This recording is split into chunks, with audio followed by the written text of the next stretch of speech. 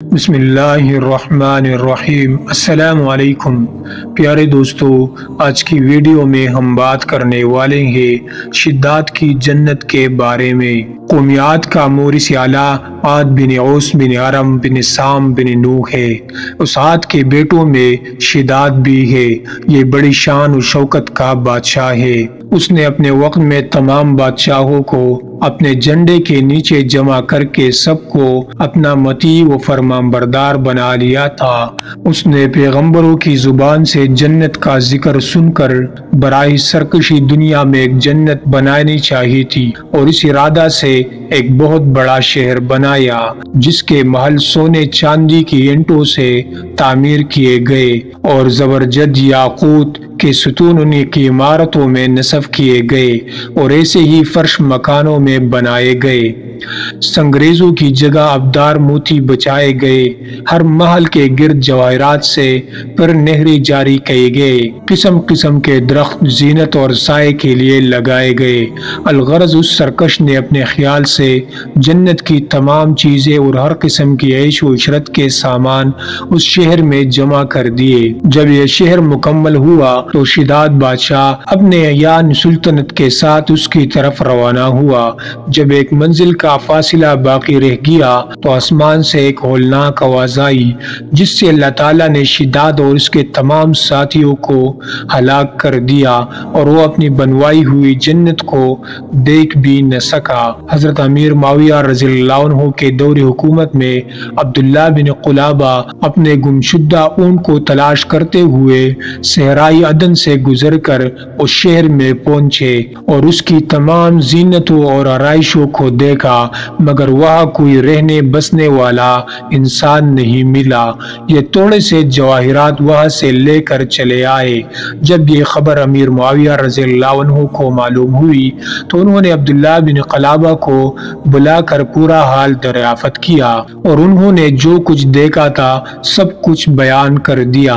پھر حضرت امیر معاویہ رضی اللہ عنہ نے کعب احبار رضی اللہ عنہ کو بلا کر دریافت کیا کہ کیا دنیا میں کوئی ایک ایسا شہر موجود ہے؟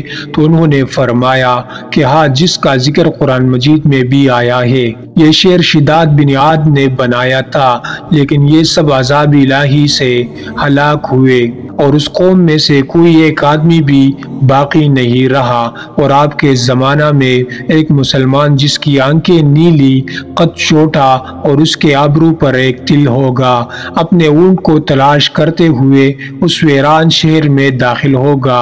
اتنے میں عبداللہ بن قلابہ آگے تو کعب احبار نے ان کو دیکھ کر فرمایا کہ بے خدا وہ شخص جو شداد کی بنائی ہوئی جنت کو دیکھے گا وہ یہی شخص ہے۔ قومیات اور دوسری سرکش قوموں کا حال بیان کرتے ہوئے قرآن مجید نے ارشاد فرمایا، کیا تم نے نہ دیکھا تمہارے رب نے عاد کے ساتھ کیسا کیا؟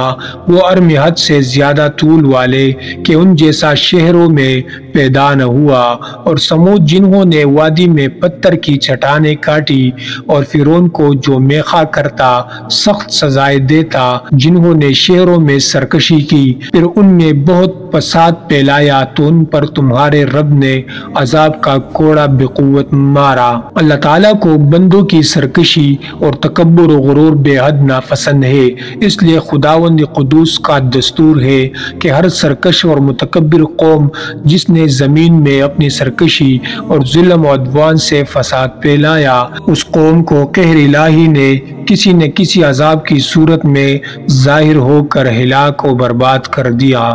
شداد اور قومیات کے دوسرے افراد سب اپنی سرکشی اور تکبر کی وجہ سے خدا کے مبغوض ٹھہرے، اور جب ان لوگوں کا ظلم و عدوان اس درجہ بڑھ گیا کہ روئے زمین کا ذرہ ذرہ ان کے گناہوں اور بدعمالیوں سے بلبلا اٹھا، تو خداوند قہار و جبار کے عذابوں نے ان سب سرکشوں اور ظالموں کو تباہ و برباد کر کے صفحہ ہستی سے حرف غلط کی طرح مٹا دیا۔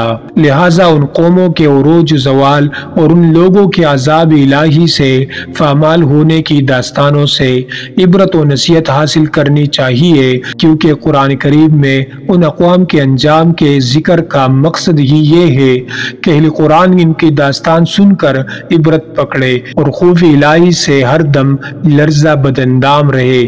مسلمانوں کو لازم ہے کہ قرآن مجید کی بکثرت تلاوت کرے اور اس کا ترجمہ بھی پڑھا کرے اور ان اقوام کی ہلاکت سے عبرت حاصل کرے، ہر وقت توبہ و استغفار کرتا رہے اور ہر قسم کی بدعتقادیوں اور بدعمالیوں سے ہمیشہ بچتے رہے، اعمال صالحہ کی کوشش کرتے رہے اور مال و دولت کی غرور اور گھمنڈ میں سرکشی و تکبر نہ کرے، بلکہ ہمیشہ دل میں خوف خدا عز و جل رکھ کر تواضع اور انکساری کو اپنی عادت بنائے اور جہاں تک ہو سکے اپنی زندگی میں اچھے اعمال کرتے رہے۔ پیارے دوستو، مزید اسلامک واقعات اور قصص الانبیاء کے لیے چینل کو ضرور سبسکرائب کریں۔